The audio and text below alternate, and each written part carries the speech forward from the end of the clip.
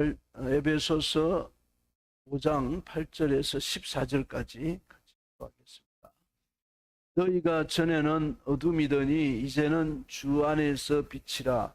빛의 자녀들처럼 행하라. 빛의 열매는 모든 착함과 의로움과 진실함에 있느니라. 주께 기쁘시게 할 것이 무엇인가 시험하여 보라. 너희는 열매 없는 어둠의 일에 참여하지 말고 도리어 책망하라. 저희의 은밀히 행하는 것들은 말하기도 부끄러움이라.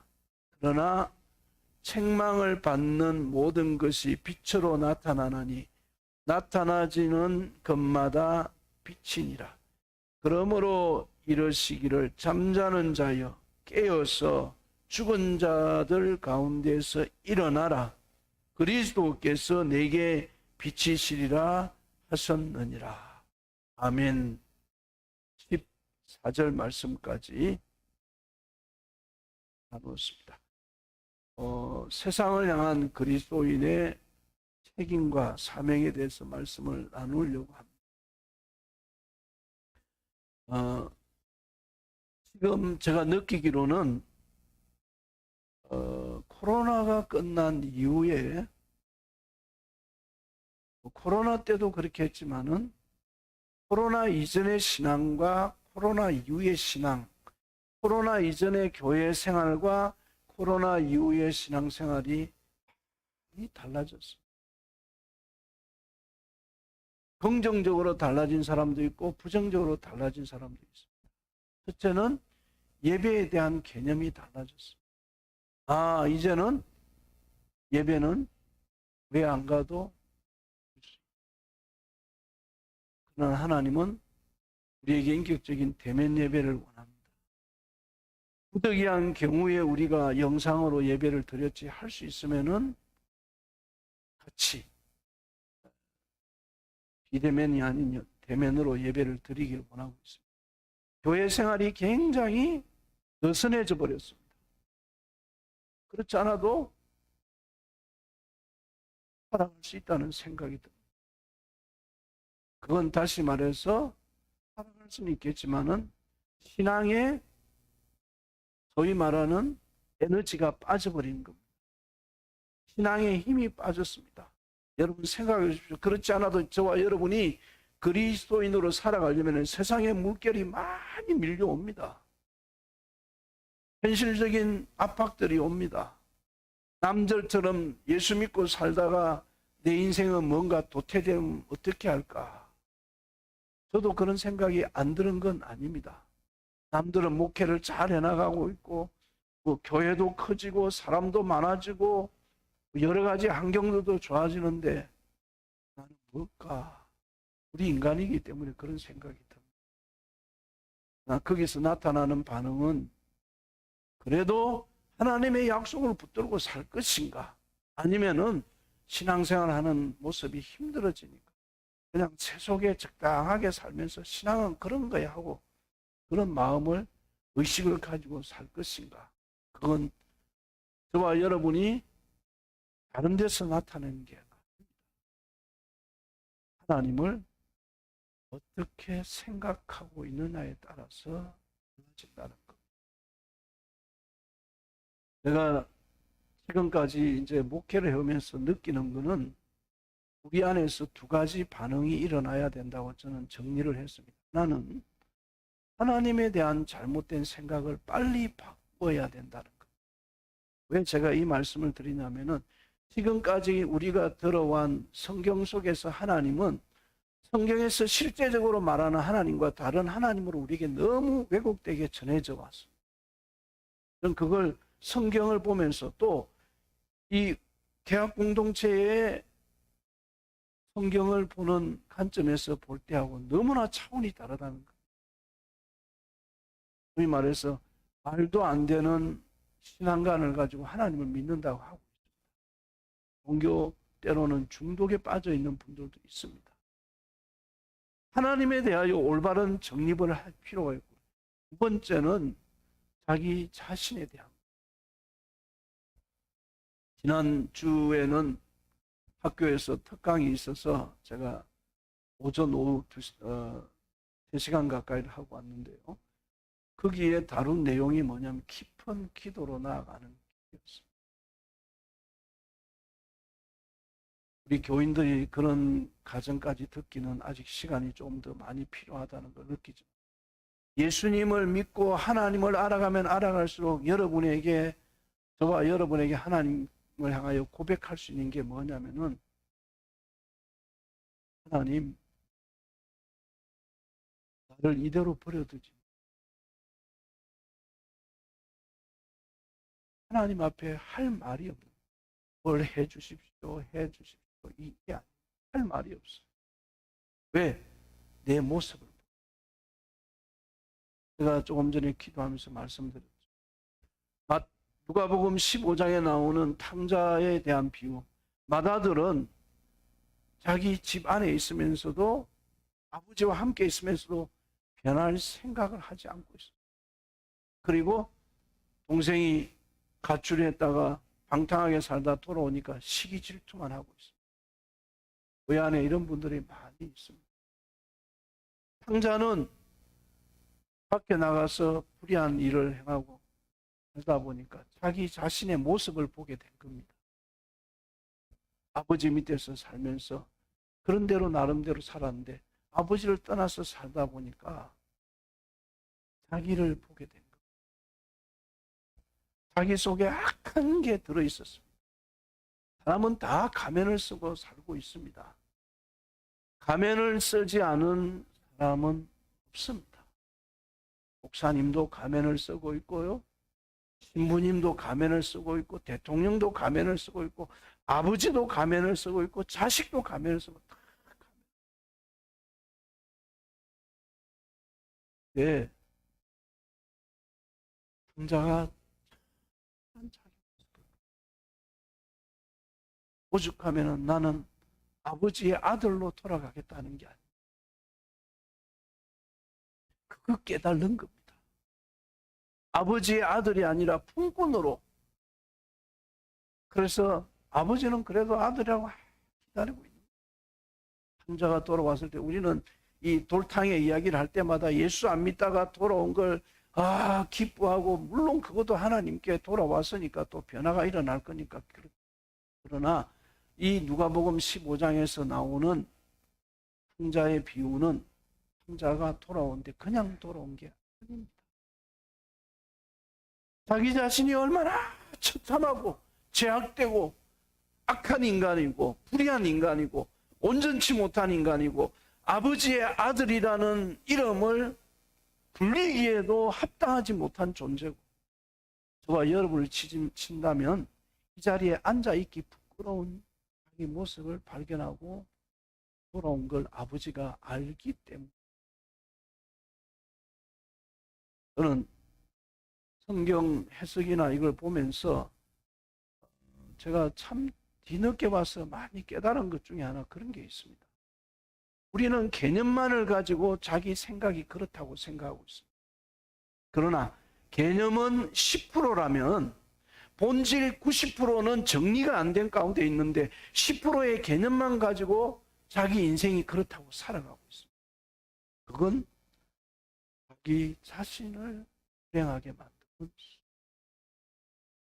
하나님을 맞닥뜨리려면은 10%가 아니라 이 10%를 보면서 죽을 지경이 돼 있어야 하나님 앞에 이제 90%를 가지고 맞닥뜨리고 가야 돼요.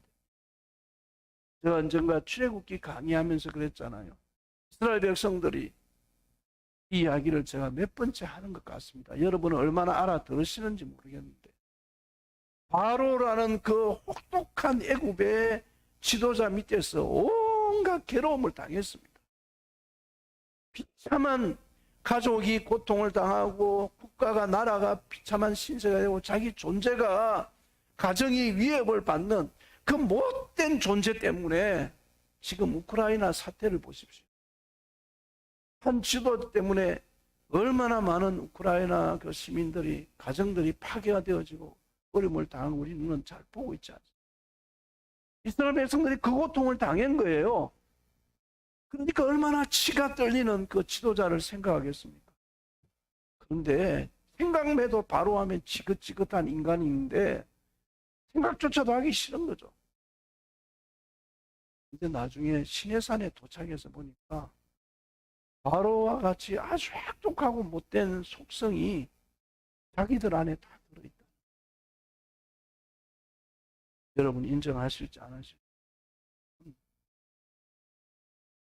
저는 오늘 그래서 이 그리스도인들이 세상을 향한 책임과 사명, 저는 이런 말씀의 제목을 정할 때 어떤 생각이 드냐면은 이걸 놓치면은 우리는 죽는다는 생각을 하고 살아야 되는데 책임과 사명은 관심도 없이 이기주의 신앙으로 가는 겁니다.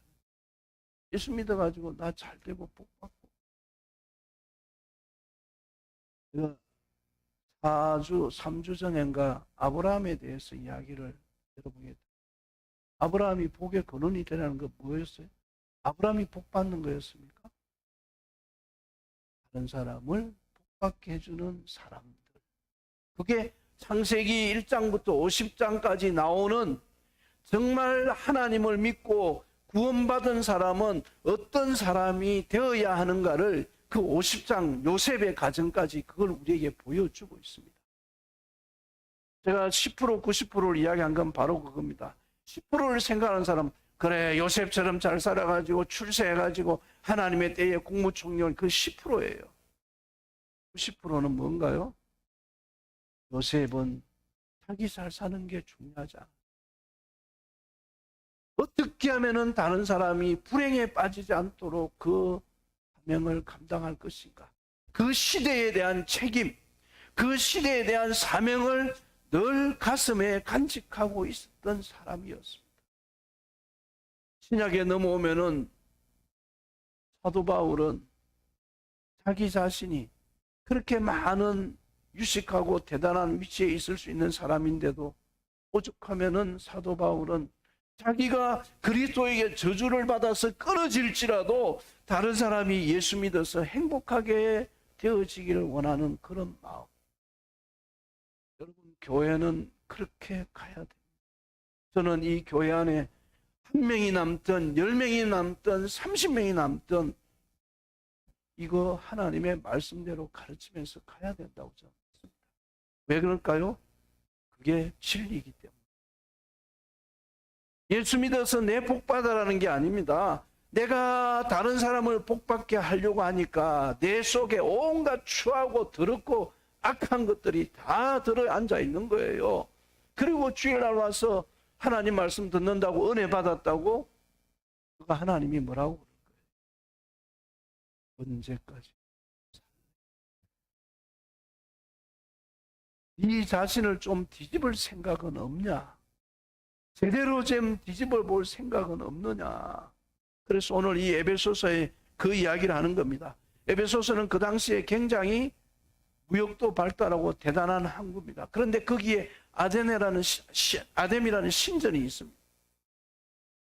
그 신전에서 모든 여러분 우상에 따라오는 거는요, 타락과 거기에는 보면은 온갖 음행과 술수와 모든 죄악들이 다 드러나는. 제가 언젠가 말씀드렸잖아요.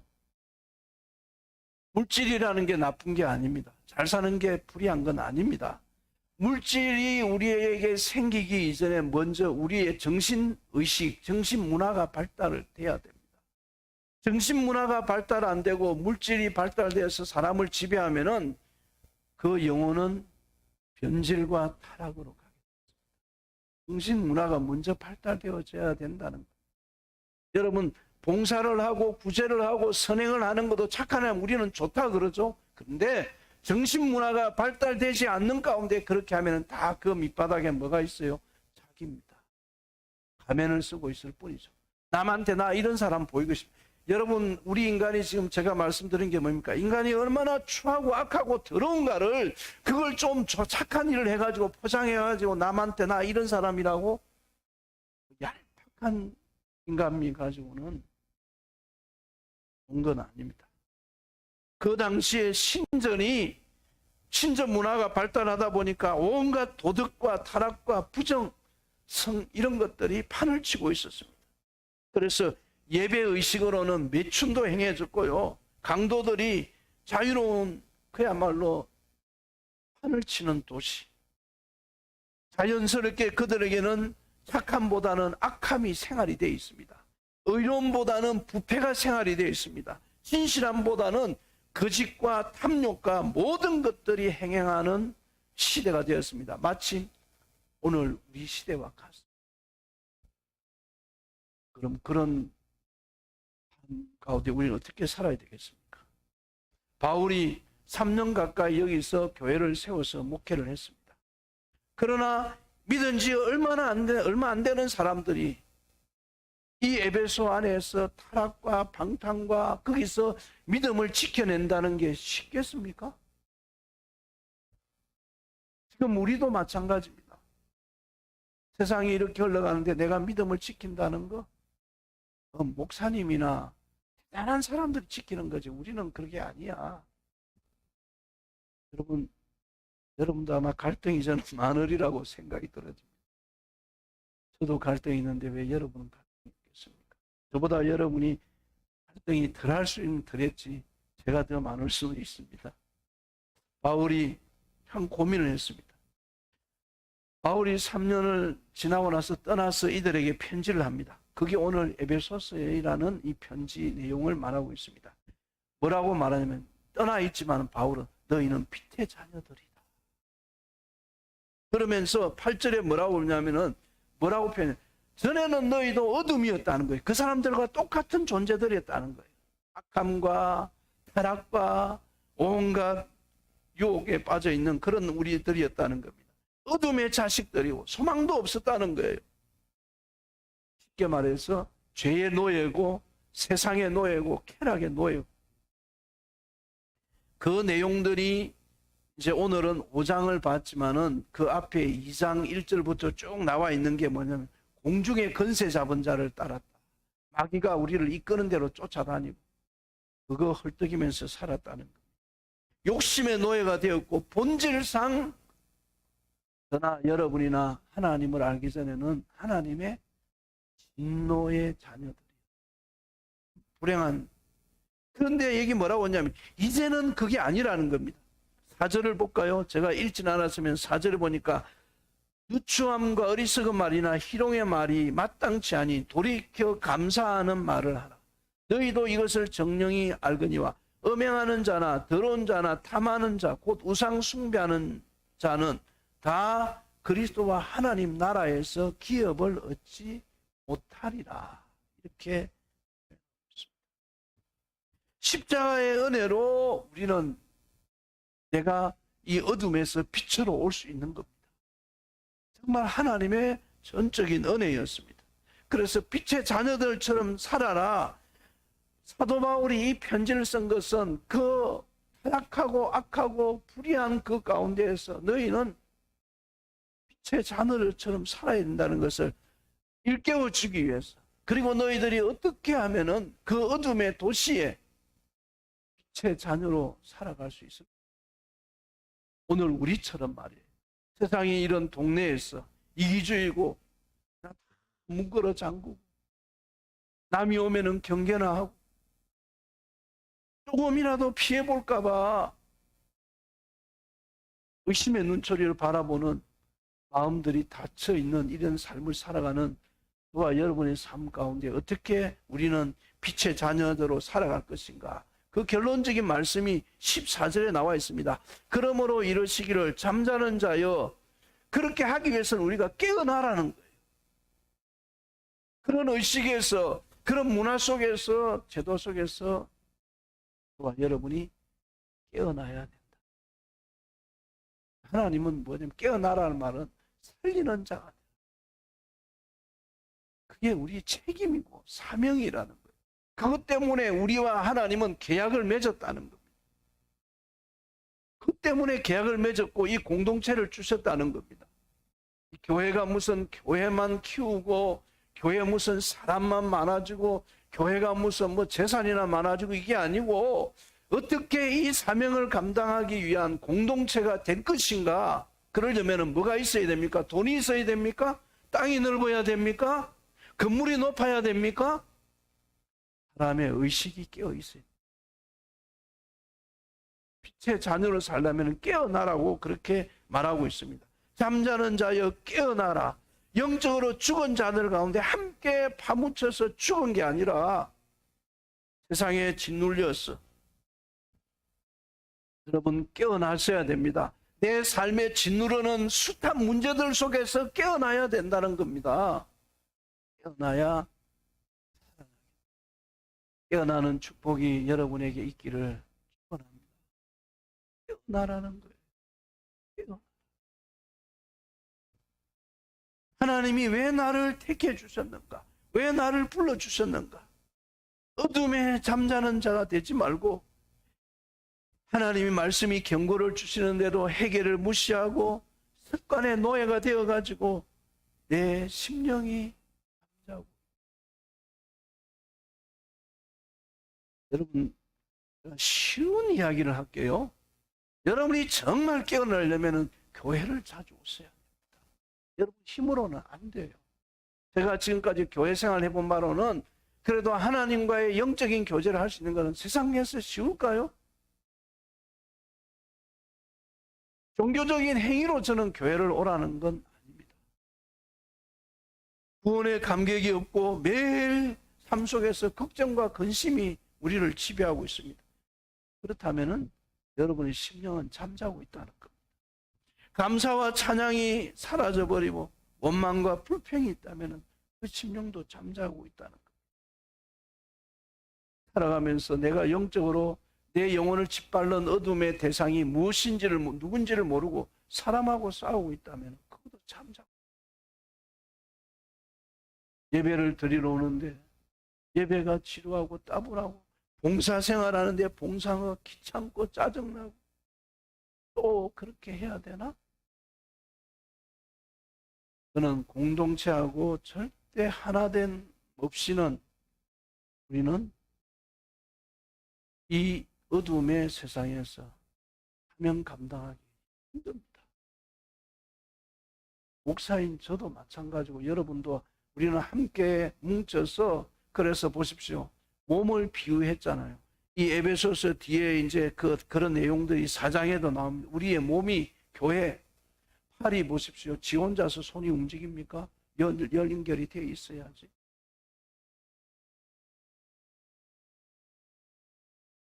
죽음의 자리, 사단의 자리, 패배의 자리, 이 절망의 자리에서 일어나라는 겁니다. 여러분, 나인성 가부가 남편을 잃고 홀로 된 아들 하나인데 아들만 죽었습니다. 죽음의 행렬이 밖으로 지나가고 있는데 예수님을 만나서 자기 인생에 소망이 없는데 그냥 앉아있지 않았어요. 주님을 붙들고 주님께로 나와서 내가 이대로 있으면 죽을 것 같다고. 우리는 왜 그러지 않나? 아직 죽을 것 같아. 그렇지 않아도 뭐 살아갈 수 좀 편하게. 영적인 인식에 대한 감각이 그렇게 살아나야 된다. 빛의 자녀인 우리들이 하나님은 살아나라고 말합니다. 여기 11절에는 뭐라고 표현하고 있냐면은 11절에 너희는 열매 없는 어둠의 일에 참여하지 말고 도리어 책망하라. 저는 지금의 문화를 무시하는 게 아닙니다. 지금요, 대한민국은 저는 개인적으로 그렇게 생각합니다. 사치 문화, 타락 문화, 그게 사람들의 마음을 지배해버렸어요. 소비 문화는 말할 적, 그래서 다 월급이 올라가는 거예요. 그거 돈 소비하는 데 다 쓰는 겁니다. 그게 세상의 타락 문화, 소비 문화, 사치 문화가 이 대한민국을 장악하고 있습니다. 저도 할 수 없이 나가면은 커피도 마시고 누가 빵을 사주면 뭐 마시기도 하고 우리 집사님하고도 가서 빵도 먹어보고 했지만은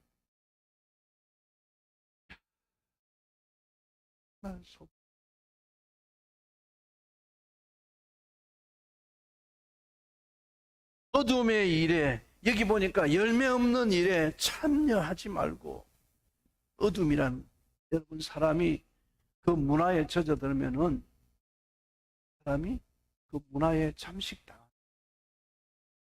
아시잖아요. 옛날 어른들이 숯을 가까이 하면 검정이 묻죠. 연탄 가까이 하면 묻게 되어 있습니다. 그게 우리 시대 문화니까, 트렌드니까 고치기가 쉽지가 않습니다. 어둠의 일에 동참하지 마라. 11절과 7절도 보면은 그러므로 저희와 함께 참여하는 자가 되지 마라. 11절도 그래서 우리에게 열매 없는 어두움의 일에 참여하지 마라. 같은 표현을 표현하고 있습니다. 뭐 심리적인 관심으로 부도덕을 즐기지 말고 마음과 상상으로 즐기는 데 빠지지 말라는 거예요. 에베소 교인들이 참 숫자도 많지 않았습니다. 교회당도 없었습니다. 거대한 물결에 위축돼서 휩쓸릴 수밖에 없습니다. 우리들처럼 그럴 수도 있습니다. 그런데도 이 사도 바울이 에베소 교인들을 향하여 어둠의 일에 동참하지 마라. 여러분, 그 당시에 동참하지 않는다는 건 쉬운 게 아닙니다. 세상의 사람들과 어울리지 않는 게 쉬운 게 않지 않습니까? 집단으로 왕따를 당할 수도 있고 소외당할 수도 있습니다. 그런데 여기 보니까 에베소서 5장 3절 4절에 보니까 음행과 더러운 것과 탐욕은 누추함과 어리석은 말이나 희롱의 말이라 이렇게 말하고 있습니다. 온종일 세속의 문화 속에 젖어 살아야 되는데 어떻게 피할 수 있어요? 저는 그런 생각이 들었어요. 가면 갈수록 이런 문화가, 세속 문화가 우리에게, 문화라는 거는요, 사람의 정신을 잠식시켜 버립니다. 저는 세상의 문화를 피하라고 말하는 게 아닙니다. 세상의 문화를 능히 거스리고 그 속에서 이겨갈 수 있는 하나님과의 관계 속에서 우리가 깨어나야 되고, 거기에 대한 사명에 대한 인식과 책임에 대한 인식을 우리가 비전을 가지고 나아갈 때에 그게 가능한 거지, 어떻게 살아가면서 피할 수가 있습니까? 극단적으로 여기 보니까 책망하라, 부죽고 뭐 인격적으로 그렇게 표현하는 게 아니라, 도덕적인 수준을 말하는 게 아니라 뭐라고 표현하냐면은 뭐 술 마시지 마라 이렇게 술 먹는 사람한테 그렇게 말하는 게 아니고, 그걸 통해서 악하게 되어지는 것들을 일깨우라는 겁니다. 사람들이 그래서 지금 이렇게 소비 문화나 타락 문화나 이런 쾌락 문화, 사치 문화가 판을 치다 보니까 소중함을 모르고. 사도 바울이 여기 보냐, 그런 자들은 음행하는 자나 더러운 자나 탐하는 자, 우상숭배자는 그리스도와 하나님 나라에서 기업을 얻지 못하리. 그냥 있어도 우리에게 서물서물 다가오는. 저는 그래서 될 수 있으면은 TV를 안 봅니다. 보다 보면 눈길이 가고 또 좋아하는 프로를 보게 되고, 될 수 있으면은 여러분 TV 본다고 죄책감은 가지지 마세요. 볼수록 제가 TV 보는 걸 말하는 게 아니에요. 이 사명과 정신의 의식의 방해가 된다. 그래서 신앙생활 하다 보니까 수준의 차이는 있겠지만은 TV가 싫어지고, 그냥 있어도 마음에 무거운 짐들이 있는 건 사람마다 신앙에 따라서는 다를 수 있다고 생각해요. 여러분도 언젠가는 때가 되면 저보다 더한 하나님에 대한 고민을 여러분도 할 수 있는 때가, 여기 뭐라고 말하고 있냐면은 빛에 합당한 열매를 맺어. 구원받았다고 안주해 있어 천국 갈 거니까 이래 있어서는 안 된다는 겁니다. 우리의 신앙의 기본이, 여러분 고등학생이 맨날 중학생이 1 더하기 1은 2다 그 지식만 가지고 있으면 어떻게 합니까? 자꾸 위로받고 칭찬받고 알아주기를 바라고 격려받기를 원하고 그 신앙에 안주해 있으면 어떻게 합니까? 그건 불행한 신앙. 책임지는, 이 책임지는 것에 대한 가치와 행복과 기쁨을 여러분이 발견할 수 있게. 책임지는 것과 더불어서 그것을 짊어지는 거예요. 정말 중요해요. 부모들은 알잖아요. 자식들의 문제를 책임져 주려고 하는. 그래서 오늘 이 본문도 그 표현하고 있습니다. 어떤 사람들은 10년, 20년이 돼도 다람쥐 쳇바퀴 도는 신앙생 그 범주를 못 벗어나는 거예요. 중학생이 되면 중학생 10년이 됐으면 고등학교 가든지 사회로 가든지 가는데 수준은 그 수준에 머무르고 있어요.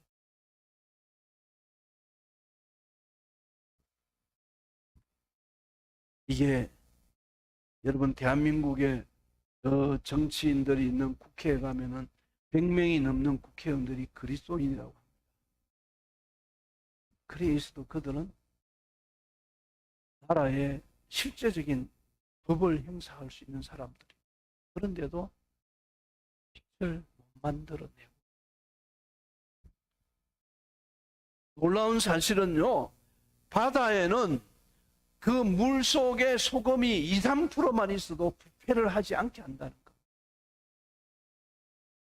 물 속에 소금이 2, 3%만 있어도 부패가 안 된다는 거예요. 기독교인 한동안 25%라고 자부심을 한 나라입니다. 왜 그럴까요? 저는 개념적인 신앙 10%의 수준에 머물러서 나는 믿음 생활을 하고 있다는 착각에 빠지지 말라는 겁니다. 열매는 그리스도인의 특징입니다. 빛의 열매는 착함과 의로움과 진실함에 있느니라.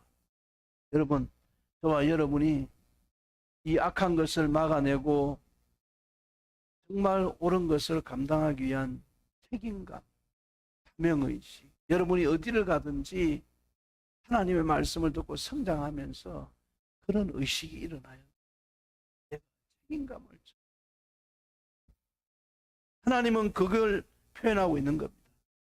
속임이 없고 위선이 없고 짐으로 생각하지 않고 그래서 우리에게 이런 일들을 감당해내야 하는 거예요. 얼마 전에 신문에 그런 의사하고 의사하고 결혼을 했어요. 근데 의사가 보통 옛날에 뭐 의사한테 열쇠 3개 가져가야 된다 그랬잖아요. 아파트도 가져가야 되고 자동차도 가야 되고 예단 비용으로 돈이 뭐 1억이나 들었다고. 근데 신혼여행 가가지고 자기가 이 교사가 없는 돈 끌고서 예단 준비 뭐 한다고 한 3, 4천 원 빚이 있다 그러니까 그 의사가 신혼여행 갔다 와서 이혼하자. 세상을 얼마나 어둡게 만드는 이야기. 우리 문화가 그렇게 만들었어요. 어느 소녀 가장이 동생하고 중국집 가서 짜장면 하나 먹는데 생일이었어. 이제 언니가 동생을 사준다고 짜장면을 사줬어. 그런데 얘가 짜장면 먹는데 동생만 자꾸 먹고 있고 언니는 안 먹는 거예요. 나중에 알고 보니까 동생이 짜장면을 좋아하는데 생일을 사주는데 언니는 돈이 없으니까 자기는 안 먹고 앉았습니다. 그 짜장면집 주인이 알았어. 이 주인이 참 센스 있는 분이야. 얘야, 그 니네 돌아가신 엄마의 나는 친구야. 니네 엄마의 친구였어. 잘 왔어. 짜장면 먹어. 한 그릇 더 줄. 그리고 또 먹고 싶으면 와. 언제든지 탕수육도 만들어줘. 만약에 아이들이 먹는데 불쌍하다고 주면 애들 자존심 상할 거죠. 그 아이들을 생각해서 나중에 또 오도록 만들어주는 그 아이의 고통과 불행을 책임져 주려는 장사를 하는 삶의 모습이 얼마나 우리에게 아름다운 모습을 보여주고 있습니다. 물론 선하게 하는 것은 세상을 아름답게 만들 수도 있습니다. 여기 착함과 의로움과 진실함을 믿지 않는 사람들이 행하는 것과는 그리스도인들과는 다르다는 것을 우리가 꼭 말씀하고 수 있어야 됩니다. 그게 바로 뭐냐? 10절에 그 내용을 말하고 있어요. 주께 기쁘시게 할 것이 무엇인가 시험하여 보아라. 하나님이 기뻐하는 것이 무엇인지를 좀 저는 시험하여 보라 이 말을 좀 고민 좀 하면서 살아보라. 하나님 기뻐하는 일이 뭔지 고민. 내 편하고 좋은 게 아니에요. 여러분도 나름대로 고민은 하겠죠. 왜 안 하겠어요? 그래도 하나님 기뻐하는 대로. 그런데 그 개념으로 고민하는 것 말고 다른 사람을 위해서도 할 수 있습니다. 그리스도인의 삶의 특징이 바로 뭐냐? 얼마나 주님을 기쁘시게 하려고 마음을 기쁘시게 하려고 하다 보니까 보세요. 내 자신이 마음에 안 들어요. 기쁘시게 하려는 내 자신이 나를 보니까 게으름도 있고 탐욕도 있고 자기 중심적인 것도 있고 내 편리한 대로 하고 싶은 거 있고 자기 좋은 대로만 하고 싶고 그리고 피해가고 싶은 생각. 인간이 참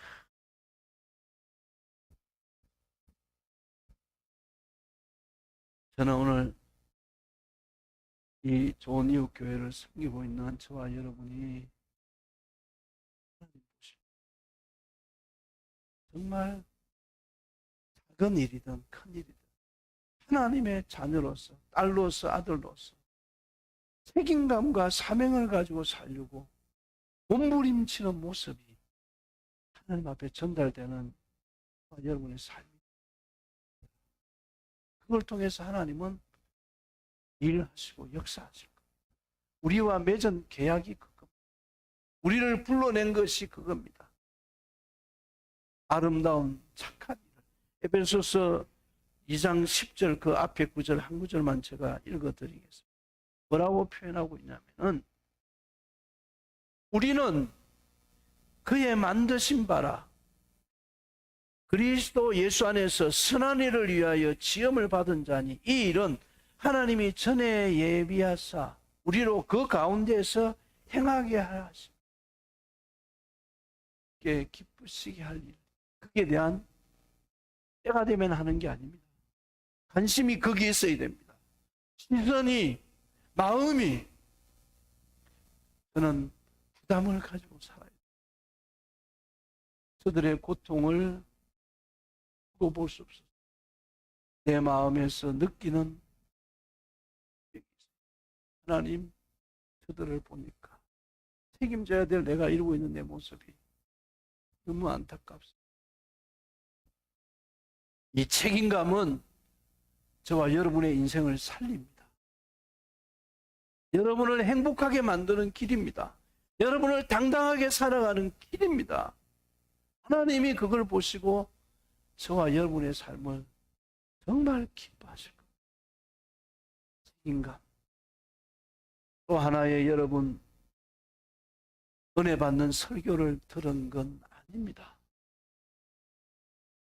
놓치지 않는 내 것으로 만드는 그 삶의 첫발을 내딛는 여러분 되셔야 하나님의 축복, 은혜도 우리의 삶에 나타나는 역사들을 할 줄 믿습니다.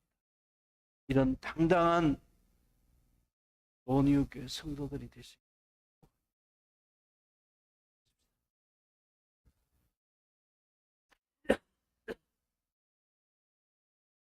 주신 말씀